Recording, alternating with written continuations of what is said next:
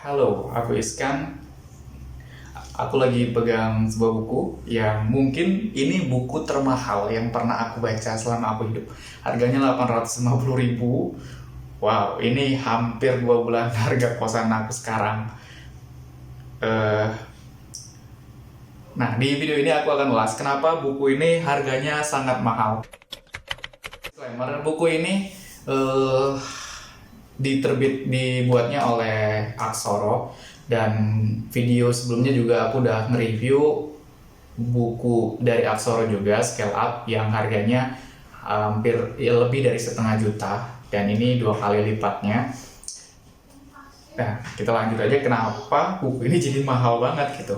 Ya, yang pertama tadi mungkin bahannya memang premium, jadi harganya bisa lebih mahal walaupun buku biasa mungkin. Yang kedua, buku ini ditulis oleh 2 orang. 2 orang ini merupakan praktisi, jadi bukan sekedar teori, yang udah banyak dapat penghargaan baik itu nasional maupun internasional. 2 orang ini seorang adalah CEO dan seorang lagi adalah HRD-nya. Jadi buku ini ditulis dengan hasil daripada apa yang sudah mereka hadapi dan dipraktekkan, dan itu sudah berhasil mereka lakukan, dan mereka tuangkan di dalam buku ini secara runut dan lengkap dengan contoh-contohnya, seperti mulai dari membangun visi misi perusahaan, terus merealisasikan atau mengimplementasikan bentuk visi misi tersebut sehingga visi misi tersebut menjadi KPI dan basic role dari sebuah perusahaan agar tim yang direkrut dan dibangun itu sesuai dengan visi misi dari perusahaan tersebut, mulai dari cara berpakaiannya, cara komunikasinya, hingga cara bekerjanya.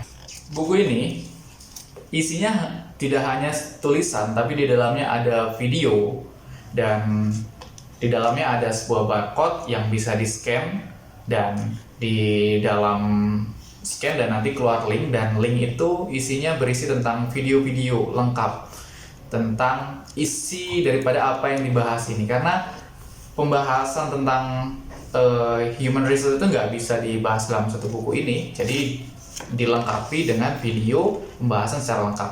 Dan lebih mantapnya lagi, di dalam buku ini juga di scan barcode itu ada contoh-contoh bagaimana kita bikin KPI report, basic rule, terus cara rekrutmen, terus cara nge-follow up, cara hire orang, cara bikin CV, terus cara bikin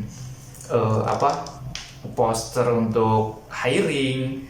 Detail banget dan lengkap banget, bahkan ada diberikan template-template free yang nanti bisa di-download dan bisa diaplikasikan dalam perusahaan kita gitu.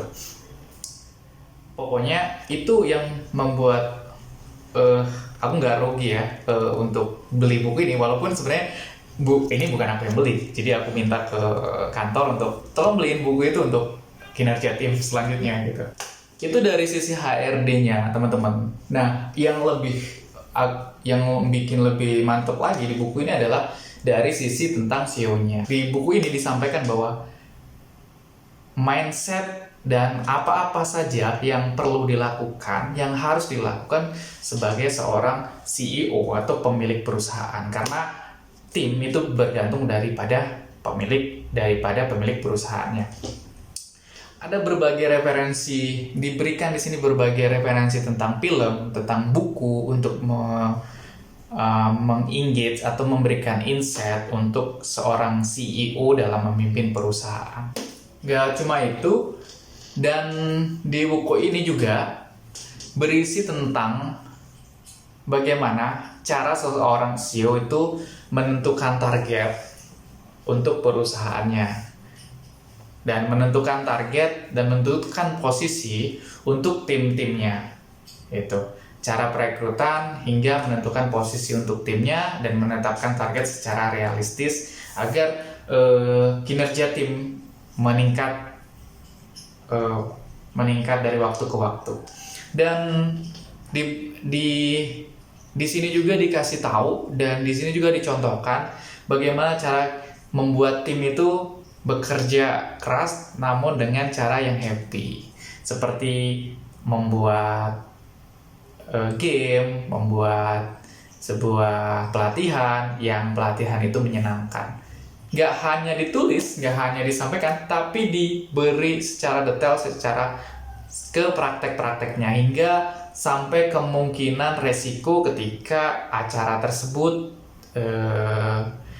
ada sesuatu yang tidak diinginkan dan di situ diberitahu cara antisipasinya. Dan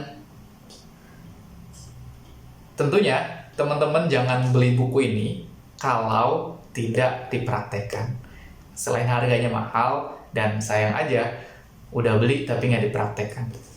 Itu mungkin ulasan singkat di video ini tentang buku Semua Bisa Diatur. Mudah-mudahan bermanfaat.